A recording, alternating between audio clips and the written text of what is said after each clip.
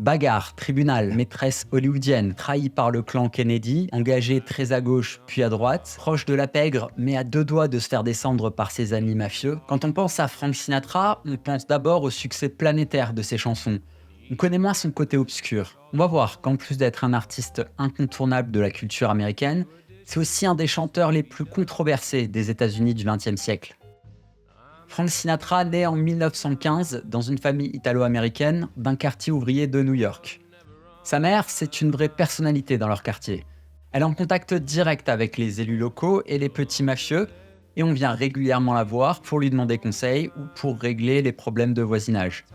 Elle pratique des avortements clandestins, se bat pour le droit de vote des femmes, et elle est plusieurs fois arrêtée pour ses activités politiques. Le père de Sinatra, c'est un ancien boxeur professionnel. En pleine prohibition, il ouvre un bar sans alcool qui s'avère être une couverture pour que la mafia écoule son stock d'alcool. Ce bar est connu pour prendre position contre le racisme et la ségrégation, ce qui est assez rare pour l'époque. Alors qu'il n'est encore qu'un enfant, le jeune Sinatra vient régulièrement y chanter. Il se passionne pour la musique et de fil en aiguille, grâce aux connexions de sa mère, il enregistre ses premiers disques dans les années 1930 et il chante dans de nombreux nightclubs tenus par la pègre. En 1939, à 24 ans, il se marie avec Nancy Barbato, avec qui il aura 3 enfants. La famille de la jeune femme est proche du clan mafieux de Frank Costello, que les médias ont surnommé le premier ministre du crime, et qui a inspiré le personnage du film Le Parrain de Francis Ford Coppola. Dès le début de la carrière du chanteur, on voit que la mafia n'est jamais très loin. Autre exemple, à l'été 1940, deux costauds en costard envoient à l'hôpital un chanteur rival de Frank Sinatra. Et quand on lui demande s'il est derrière ce coup de force, Frank répond simplement qu'il a beaucoup d'amis. Le succès vient fin 1941 quand il détrône son héros Bing Crosby en tête du hit parade. Pendant ses concerts, les amis plus ou moins voyous de Frank prennent l'habitude de payer des jeunes filles pour mettre de l'ambiance dans la salle et pour jouer les groupies surexaltés. En gros, on leur demande de crier et d'exciter la foule. Assez rapidement, plus aucun besoin de payer des figurantes, des cris de jeunes filles résonnent à chacun de ces concerts. Bien avant Elvis ou les Beatles, c'est avec les concerts de Frank Sinatra qu'est née cette mode des hurlements de groupies à l'apparition sur scène de la vedette. C'est en 1943 que le chanteur italo-américain perce définitivement. À la fin de l'année, 2000 fan clubs de Sinatra se forment aux États-Unis. Le chanteur déchaîne les passions. Son passage à Los Angeles provoque une véritable émeute. À New York, quand les fans apprennent que le concert est complet, des policiers sont attaqués, des vitrines sont brisées et la billetterie est prise d'assaut. Le chef de la police recommande même son bannissement de la ville. Des psychiatres déplorent la mauvaise influence du chanteur sur les jeunes filles. Les autorités affirment que les fugues sont en augmentation depuis son avènement. Et un membre du Congrès va jusqu'à désigner Frank Sinatra comme une des principales causes de la hausse de la délinquance juvénile. Les chanteurs, que le journaliste appelle désormais The Voice ou Big Frank, fait la une des journaux à sensation et devient une véritable star. Ce succès rend fiers tous les Italo-américains, mais aussi les mafieux, qui sont bien contents qu'un jeune qui leur ressemble tellement accède au rang d'icône populaire. Et Big Frank ne les oublie pas. Régulièrement, il rend service à ses protecteurs. Et s'il tarde à le faire, les coups de pression sont là pour lui rappeler ses obligations. Mais malgré ses amis influents, Sinatra n'est pas intouchable. Certains journalistes et politiciens tirent à boulet rouge sur l'artiste. Il faut dire qu'il a tout pour leur déplaire. Il est proche des gangsters et c'est un whoop, dago, grisbal, gouba ou autre insulte d'Earls, équivalent de sale rital dans la bouche des journalistes conservateurs de l'époque. Mais en réalité, ce qui les gêne le plus, c'est l'engagement politique de Frank Sinatra. Grâce à son statut de star, il se fait régulièrement la voix des opprimés et il milite dans plusieurs associations dont le Joint Antifascist Refugee ou la Free Italy Society, une organisation considérée comme pro-communiste par le FBI. En 1947, il reçoit le prix Thomas Jefferson pour son engagement contre la ségrégation raciale et il fait partie des 300 personnalités qui soutiennent des scénaristes et réalisateurs d'Hollywood poursuivis pour leurs idées. Il faut dire que dans les États-Unis d'après-guerre, le maccarthisme fait des ravages et de nombreux artistes de gauche sont persécutés.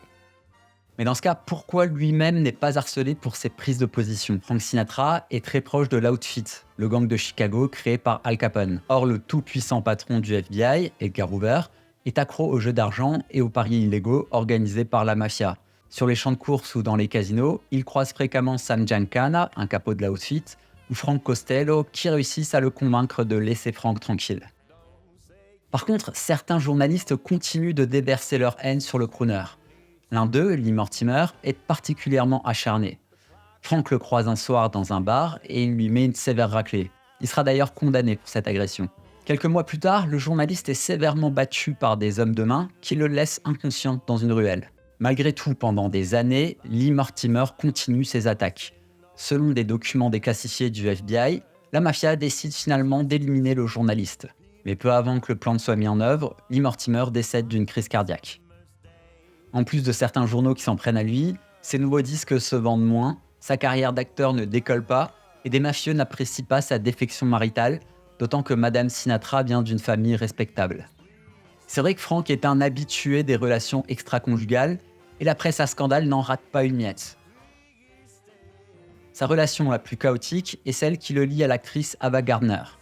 Ensemble, ils saccagent leur chambre d'hôtel, ils épuisent leurs amis, ils se battent régulièrement et rendent complètement fous les réalisateurs avec qui ils travaillent. Un soir totalement ivre, les amants s'amusent à tirer au revolver sur les lampadaires d'une petite ville. Une passante est blessée et le couple finit en garde à vue. Il faudra tout le pouvoir de persuasion des amis de Frank et des valises de dollars à la police locale pour que l'affaire ne s'ébruite pas dans les médias. Pour ne pas arranger les choses, en mai 1950 est créée une commission spéciale sur le crime organisé. L'objectif est de prouver l'existence du syndicat du crime, de dénoncer la corruption et de mettre un maximum de caïds sous les verrous. La commission interroge le chanteur, qui se contredit et ment de façon flagrante. Ses liens avec la mafia sont évidents. Pourtant, aucun fait tangible ne permet de l'inculper. Mais le mal est fait, son image est ternie, son agent n'arrive plus à avoir de contrat et à organiser de concerts, si ce n'est dans les salles tenues par la mafia. En 1952, fatigué et décrédibilisé, Sinatra est au bord de la dépression. Il entend alors parler d'un film à gros budget, Tant qu'il y aura des hommes, qui doit être tourné l'année suivante et dont un rôle sera celui d'un vétéran italo-américain. Frank veut absolument ce rôle, mais la place est déjà réservée à Eli Wallach. La mafia entre alors en jeu et fait tout pour que le rôle soit attribué à son protégé. Coppola s'est inspiré de cette histoire pour le film Le Parrain, où on voit la mafia menacer un producteur pour que leur chanteur fétiche soit retenu au casting d'un film. Alors la réalité est moins épique que dans le film, pas de tête de cheval dans le lit du producteur, il leur suffit de rencontrer les bonnes personnes et d'y ajouter quelques menaces pour imposer Frank Sinatra au réalisateur. Il faut savoir que Sinatra aurait dû jouer dans Le Parrain 3 sorti en 1990, mais qu'il a finalement refusé. Son rôle sera attribué à Eli Wallach, le même qui s'était fait devancer par le chanteur en 1952. Frank joue donc dans Tant qu'il y aura des hommes. Le film est un grand succès et il reçoit un Oscar pour son rôle. C'est un tournant pour le chanteur. Ça relance totalement sa carrière à Hollywood et dans les années suivantes, il apparaît dans 4 voire 5 films par an. Entre ses triomphes à Hollywood, le succès de son nouveau groupe The Rat Pack avec Dean Martin et son amitié avec Kennedy et Marilyn Monroe, les années 50 représentent l'âge d'or de la carrière de Frank Sinatra. Un âge d'or malgré tout fragile qui précède des années bien plus sombres. Mais on verra tout ça dans une deuxième vidéo qui sort bientôt. Voilà, on s'arrête ici pour la première partie de la vidéo.